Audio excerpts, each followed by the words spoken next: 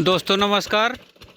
ये देखिए डीजल नलकूप बोरिंग है और ये इंजन चल रहा है और ये डिलीवरी पाइप लगी है और इसमें जो है प्लास्टिक की पाइप बांध करके गेहूं के खेत की सिंचाई हो रही है। दोस्तों ये देखिए सेंट्रीफ्यूगल पंप यानी पंखा चल रहा है और ये बेल्ट है, ये डीजल इंजन है और ये आपकी डिलीवरी पाइप है, ये प्लास्टिक की पाइप है। इसके द्वारा ये जुड़ करके ये आगे जा रहा है, खेत की सिंचाई हो रही है, वो देखिए आगे। और ये इंजन को कूलिंग करने के लिए ये पाइप लगी हुई है, इससे देखिए दोस्तों ये पानी निकल रहा है। और वैसे दोस्तों जब बाहर से सिंचाई करना होता है तो इसमें ये यहाँ पे डिलीवरी पाइप से पानी निकलता है। और ये सरसों का छोटा सा खेत है और ये देखिए दोस्तों इधर गौशाला है और ये बाहर ये जो खाली ज़मीन पड़ी है। दोस्तों पहले थोड़ा सा आसपास का दृश्य आपको दिखा देते हैं, उसके बाद जहाँ खेत की सिंचाई कर रहे हैं उसके बाद आपको वहाँ से रूबरू करवाएंगे। ये देखिए दोस्तों इनके द्वारा ये पुआल रखा गया है और ये बाहर पतली सी खुली नाली है। ये देखिए दोस्तों ऐसे गई है, घास फूस जमी है इसलिए इसका ज़्यादा यूज नहीं होता, प्लास्टिक की पाइप का यूज होता है। ये देखिए दोस्तों बांस का पेड़ लगा है और आगे भी दोस्तों दिखा देते हैं, अभी आपको और बढ़िया दृश्य दिखाएंगे जब उनका ओरिजिनल जहाँ सिंचाई कर रहे हैं वहाँ आपको दिखाएंगे। ये भी देखिए दोस्तों ये आगे सरसों की फसल लगी है, बहुत चूँकि उसरीली मिट्टी है तो ये उतना अच्छी फसल नहीं है। और दोस्तों देखिए वो भी बांस का पौधा लगा हुआ है। थोड़ा सा आपको दूसरे साइड से ही पहले दिखाते हैं, पहले तो मेरा विचार था उधर से जाने का, लेकिन अब दूसरे साइड से दिखा रहे हैं। आगे देखिए दोस्तों ये गेहूं की फसल लगी हुई है, ये सिंचाई के योग्य हो गई है और उधर कृषक भाई द्वारा दूसरे साइड में सिंचाई भी की जा रही। ये देखिए दोस्तों सरसों का वही खेत है, आगे फिर उधर गेहूं है। फिर ऐसे करते हुए फिर हम वापस चलते हैं। ये कुछ पेड़ पौधे लगे हुए हैं, कुछ नए हैं कुछ पुराने हैं दोस्तों। फिर वापस चलते हैं अभी दूसरे साइड से जो और अच्छी फसलें हैं जहाँ वो कृषक भाई द्वारा सिंचाई हो रही है उसको आपको दिखाते हैं।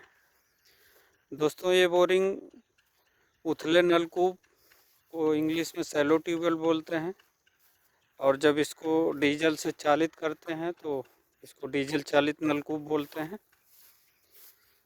और दोस्तों ये बोरिंग जो है 80 फीट पक्की पाइप है, 10 फीट कच्चा है, कुल मिला के 90 फीट है। और पुरानी बोरिंग है, यहाँ कृषक द्वारा बताया गया है कि सर पहले मोटी बालू मिली थी और बढ़िया इसमें पानी का डिस्चार्ज अच्छा है। और मेरे देखने में ऐसा लग रहा है कि 8000 गैलन प्रति आवर से थोड़ा सा ज़्यादा है, चूँकि जब कृषक भाई द्वारा सिंचाई की जाती है तो क्योंकि प्लास्टिक की पाइप से पानी जा रहा है इसलिए इनके द्वारा इंजन की स्पीड को मतलब कंट्रोल करके चलाया जा रहा है। और ये देखिए दोस्तों फसल को जानवरों से बचाने के लिए बांस के द्वारा जो है इसको घेरा गया है। अभी इसको क्रॉस करके चलते हैं। दोस्तों इंजन को कूलिंग करने के लिए अभी आपको दिखाए थे पतली सी पाइप लगा करके, ये डिलीवरी वाले पाइप में से पानी जाता है और इंजन को ठंडा करते हुए ये वापस आ जाता है ये, और ये पानी जा रहा है प्लास्टिक की पाइप से। इसको आपको दूसरे साइड से दिखाते हैं दोस्तों, ये देखिए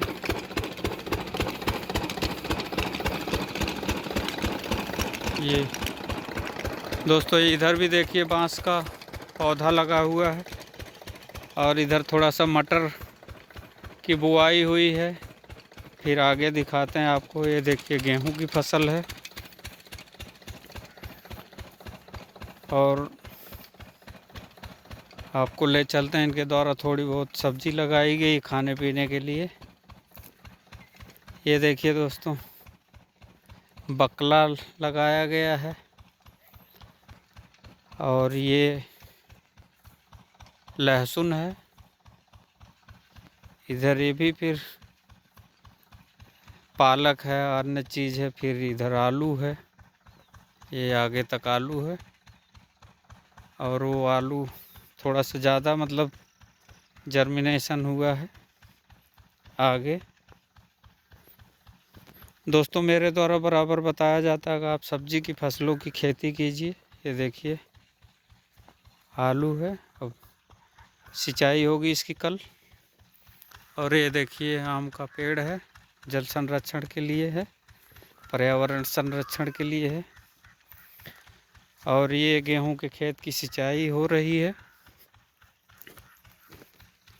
ये देखिए दोस्तों, इधर पानी जो है वहाँ से आ रहा प्लास्टिक की पाइप से और ये बाहर निकल रहा, और यहाँ क्यारियाँ बनी हुई है और इसके द्वारा सिंचाई हो रही है। इधर से देखिए एक कृषक भाई द्वारा इसको रोका गया है और इनके द्वारा बताया गया है कि ये 21 दिन हो गया है, तो इसलिए हम इसकी सिंचाई कर रहे हैं।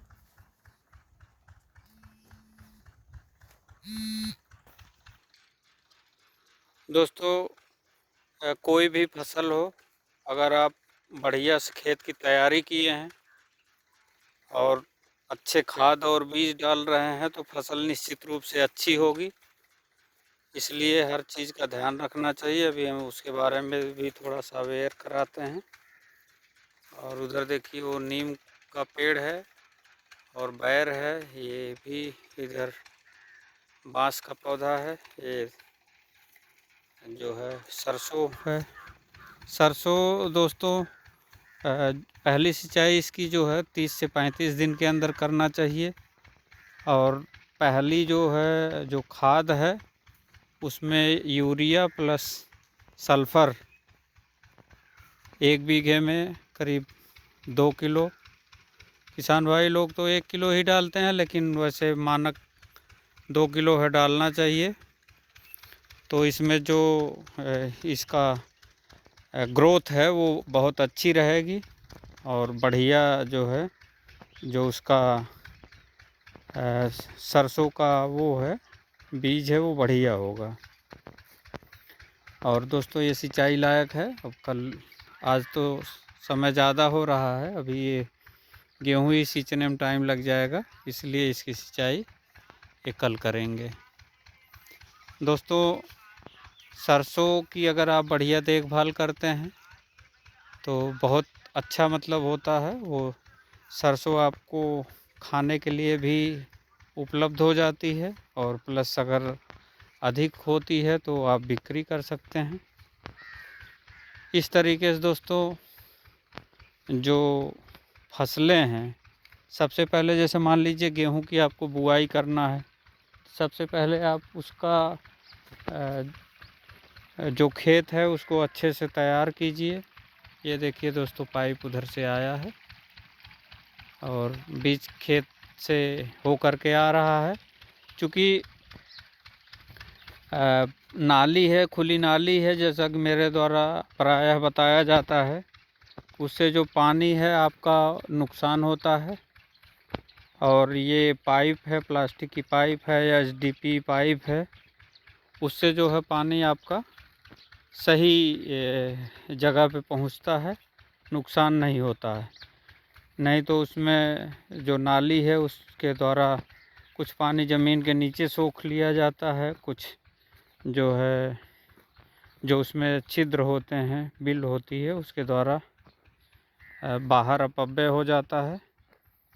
और ये दोस्तों देखिए इधर से हम दिखा रहे हैं, ये मेड़ बनी है, डिवाइडर का कार्य कर रही है। क्योंकि इधर सिंचाई हो गई है तो थोड़ा सा चलने में संभल के चलना पड़ रहा है। और अभी तो ये सिर्फ दाहिने साइड वाली ही खेत की सिंचाई हुई है, बाकी सिंचाई योग्य ये भी हो गया है, इसकी भी सिंचाई होगी। और देखिए दोस्तों, इनके द्वारा पहले जो है हैरो चलवाया गया है, उसके बाद कल्टीवेटर से जुताई हुई है, फिर पाटा लगा करके फिर उसके बाद खाद और बीज की बुआई हुई है, उसके बाद फिर रोटावेटर से मिला दिया गया है। अब ये जो आपको पराली दिखाई पड़ रही है, ये सड़ करके बढ़िया खाद का कार्य करेगी। कई कृषक भाई उसको जला देते हैं, जो कि उचित नहीं है। ये भी देखिए इधर सरसों और मटर है, तो अलग अलग फसलें हैं। ये देखिए इसमें सह फसली खेती किए हैं, सरसों है प्लस मटर है, दोनों मिला करके ऐसी फसलों को सह फसली बोलते हैं। सह फसली का फ़ायदा ये है कि अगर कोई फसल कम होती है तो दूसरी वाली फसल उसका जो कम पैदा हुई है उसको पूरा कर लेती। इसलिए पहले तो सह फसली ज़्यादा होती थी, अब किसान भाई लोग कम ही बुआई करते हैं। ये देखिए अभी गेहूँ की सिंचाई पहले हुई, देखिए ग्रोथ कितना बढ़िया आ रही है। और हमारी किसान दोस्तों को ये सलाह है कि जो गेहूँ है उसकी जब बुआई करें तो लाइन विधि से बोएं। लाइन विधि से बोने से जो सीड ड्रिलर होता है उसके माध्यम से अगर बुआई करते हैं तो बीज भी कम लगता है और उसका उत्पादन भी ज़्यादा होता है। और ये जो कृषक भाई हैं, इनका जो खेत है ये आबादी से काफ़ी दूर है, इसलिए इनके द्वारा जो भी फसलें लगाई गई हैं वो थोड़ा जैसे मोटी फसलें हैं, जिनका मतलब जिनको जानवर या अन्य किसी व्यवधान द्वारा कम से कम नुकसान हो, इसलिए इसको ध्यान रख के लगाया गया है। गेहूँ दोस्तों, गेहूँ की पहली सिंचाई 21 दिन पर, सरसों की पहली सिंचाई 30 से 35 दिन पर। सरसों में खाद जो है वो 1 बोरी 1 बीघे में प्लस 2 पैकेट सल्फ़र यानी 2 किलो सल्फ़र। अब ये जैसे है सरसों की फसल है, इसमें मान के चलिए 1 बोरी यूरिया का जो है 45 किलो की बोरी आती है, एक बीघे में 1 बोरी, और 1 किलो का पैकेट जो है सल्फ़र का, यही इसका जो है डोज है पहला वाला। सिंचाई जैसा मैंने बताया ही 30 से 35 दिन पर, तब इसकी ग्रोथ बढ़िया होगी और ये पूरा हरा भरा रहेगा और बढ़िया तेल निकलेगा। अन्यथा की दशा में ऐसे जो बीज हैं वो कमज़ोर रहेंगे और जो बाद में तेल है वो कम निकलेगा। इस तरीके से दोस्तों सरसों की फसल का उत्पादन करते हैं। और चूँकि यहाँ की मिट्टी देखिए दोस्तों उसरीली टाइप की है, फसल जो है अच्छी है, लेकिन इसमें और जैसे जिप्सम है, अन्य चीज़ें डाल करके इसको और अच्छे ढंग से करना चाहिए, तब और बढ़िया रहेगा। ये मेरी किसान भाइयों को सलाह है, जहाँ भी थोड़ा सा ऊसर टाइप का प्रभाव है वहाँ उसको ध्यान रखें और उसमें जिप्सम आदि का प्रयोग करके जो मिट्टी है उसकी जांच करा करके उचित मात्रा में पोषक तत्व है उनको डालें, गोबर की खाद डालें, जैविक खाद डालें और उसका भरपूर लाभ उठाएं। दोस्तों ये देखिए गेहूं है, ये फसल अब ये 20-21 दिन का हुआ है, सिंचाई योग्य हुआ है और सींचने के बाद इसमें दोस्तों खाद जो है 1 बोरी, यानी 1 बोरी 45 किलो का, 45 किलो प्लस 4 किलो जिंक। अक्सर किसान भाई 5 किलो जिंक डालते हैं, लेकिन अगर आप 4 किलो जिंक डालते हैं तो वो अनुपात के हिसाब से अच्छा होता है। 33% वाला जिंक आप डालिए अच्छे ब्रांड का, तो आपको उचित लाभ मिलेगा। यही देखिए किसान भाई इसी में सिंचाई कर रहे हैं और अभी देखने में अच्छा नहीं लग रहा है कि ऊपर से उतना साफ नहीं दिखाई पड़ रहा है।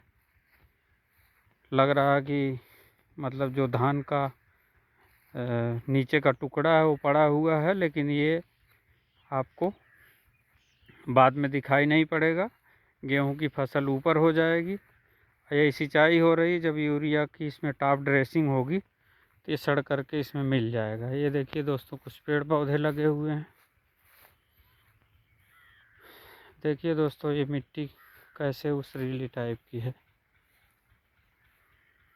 ये भी देखिए दोस्तों, ये भी गेहूं की फसल लगी है और ये दोस्तों काफ़ी पीछे था, इसलिए इसको अभी वैसे एक सीज़न के लिए छोड़ दिया गया है और जो फसल चक्र है उसको अपना रहे हैं। और ये इनके द्वारा जो जिनका खेत है कृषक भाई अपना धान का पुआल रखे हैं। ये देखिए दोस्तों, जो उसरीली ज़मीन होती है उसमें पानी जल्दी सूखता नहीं है। ये देखिए अभी पहले का ही पानी भरा हुआ है और ये इधर से चक रोड है।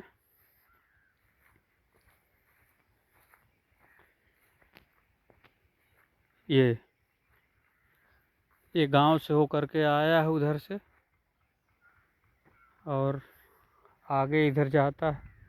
आगे भी थोड़ी दूर आपको दिखा रहे हैं। ये देखिए किसान भाई हैं अपना पुआल ला रहे हैं। दूरी है गांव से, इस वजह से आबादी से दूर अपना इन लोगों के द्वारा काफ़ी परिश्रम किया जाता है, तब जा कर के हमको आपको खाने के लिए अनाज मिलता है। और हमको इन सब चीज़ों की कीमत समझनी चाहिए। मेरा ये मानना है भारत की जो आबादी है उसकी 70% जनसंख्या किसी न किसी रूप में कृषि पर आधारित है और जो लोग आधारित नहीं भी हैं 30% वो भी अन्न का उपभोग करते हैं। इसलिए उनको भी ये सब जानकारी होनी चाहिए कि कैसे सिंचाई होती है, कैसे अन्न उत्पादन होता है, कैसे इसमें मिट्टी का प्रबंधन किया जाता है, कैसे खाद का प्रबंधन किया जाता है, कैसे कीटनाशक का, कैसे खरपतवार नाशक का। तो ये देखिए दोस्तों ये भी खेत है, गेहूं की सिंचाई हुई है और एक ही ट्यूबवेल देखिए दोस्तों कितना दूरी तक कवर्ड एरिया कितना अच्छा है। वैसे इसका जो कवर्ड एरिया 5 हेक्टेयर माना जाता है। ये भी देखिए सिंचाई हुई है और ये बोरिंग किसानों के लिए वरदान स्वरूप है। वरदान स्वरूप आप खुद ही देख सकते हैं कितना दूरी तक इससे कार्य लिया जा रहा है, सिंचाई की जा रही है। और ये चकरोट जाके आगे इधर इसमें मिल जाता है, बंजर टाइप की ज़मीन है। और यहाँ भी देखिए दोस्तों, नीम के पौधे लगे हैं। उस रेली ज़मीन में देखिए दोस्तों, नीम ऐसा वृक्ष है जो ऊसर में भी अपना स्थान बना के रखा है। और नीम के आम जैसे कहा जाता है, आम के आम गुठलियों के दाम, वैसे भी नीम का भी है। लकड़ी भी प्रयोग में आती है, दातून के भी प्रयोग में आता है और औषधि के रूप में भी उपयोग होता है। तो ये पेड़ पौधे हमारे प्रकृति के लिए, हमारे जलवायु के लिए, हमारे पर्यावरण के लिए सब बहुत अच्छा कार्य करते हैं। और आगे दोस्तों कुछ और रोचक चीज़ें हैं, अभी हम आपको उसको भी दिखाते हैं। तो हमने सोचा आज वीडियो शूट किया जाए और आप लोगों को कई चीज़ों से रूबरू कराया जाए। ये देखिए दोस्तों, जल संरक्षण के लिए ये तालाब है, चारों तरफ इसके पेड़ पौधे लगे हुए हैं। ये इसमें मछली पालन की कृषक भाई द्वारा मछली पाल ली गई है और इसको समय समय पर इनका चारा, और जब पानी अगर कम हो जाता है तो पानी का भराव किया जाता है। ये भी दोस्तों जो कृषि है उसके साथ साथ आप पशुपालन कीजिए और मत्स्य पालन कीजिए और पेड़ पौधे लगाइए। ये देखिए दोस्तों, पेड़ पौधे भी लगे हैं इसके किनारे। ये जल संरक्षित है और जब इसमें कम होता है तो पाइप लगा करके पानी डाला जाता है। इस तरीके से दोस्तों जो हमारी प्रकृति है, जो हमारा पर्यावरण है, वो सुरक्षित और संरक्षित रहता है। हमारा आप लोगों से निवेदन है कि आप कहीं भी चाहे बोरिंग कराइए सिंचाई के लिए, तो वहाँ आप जल संरक्षण के लिए भी ध्यान दे करके कुछ पेड़ पौधे लगाइए। एटलीस्ट कम से कम 5 पेड़ ज़रूर लगाइए, 5 पौधे। जब आप 10 लगाएंगे तो आप मान के चलिए उसमें से 5 जीवित रहेंगे और कुछ पौधे उसमें से मतलब ख़त्म हो जाते हैं। तो थोड़ा सा ज़्यादा लगाएंगे तो बढ़िया रहेगा।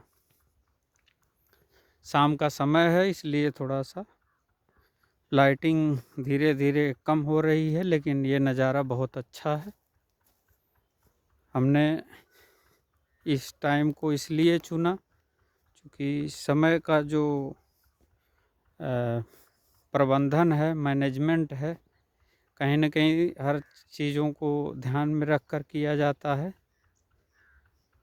दोस्तों ये मेरा थोड़ा सा शौक़ भी है और मुझे ये भी लगता है कि कृषक भाई जो हैं या अन्य जो हमारे दोस्त हैं, मित्र हैं, उनको भी इन सब चीज़ों से परिचित होना चाहिए।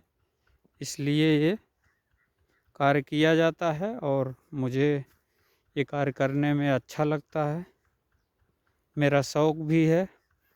और एक ऐसा साधन है यूट्यूब दोस्तों, जिससे हम पूरे विश्व से जुड़ रहे हैं, जुड़ सकते हैं और पूरे विश्व में करीब 195-96 देश हैं, जिसमें से मैक्सिमम जगह पे यूट्यूब चालित होता है। और जो वीडियो है वो एक बार यूट्यूब पर डालने पर पूरे विश्व में देखा जाता है। ये एक गर्व की बात है। और दोस्तों ये फिर हम चकरोट से जैसे वापस आ रहे हैं तो अभी फिर आगे आपको ले चलते हैं। ये देखिए दोस्तों, ये एक सीज़न के लिए छोड़ दिया गया है अभी जुताई करके, चूँकि लेट हो गया था। अब गेहूँ काफ़ी लेट वैसे भी है, चूँकि अब की सीज़न में बारिश हो गई थी, इस वजह से फसल का जो समय है वो थोड़ा सा पीछे हो गया है। लेकिन ये फसल जैसे देख रेख, खाद है और सिंचाई है, अगर आप सही ढंग से कर रहे हैं तो ये मेकअप कर लेगा, पूरा हो जाएगा। दोस्तों वो देखिए एक नीम का पौधा वहाँ भी लगा हुआ है। ऐसे ही कृषक भाइयों द्वारा मेड़ पर या जहाँ थोड़ा सा अनुपयोगी ज़मीनें हैं, अगर पेड़ पौधे लगाए जाते हैं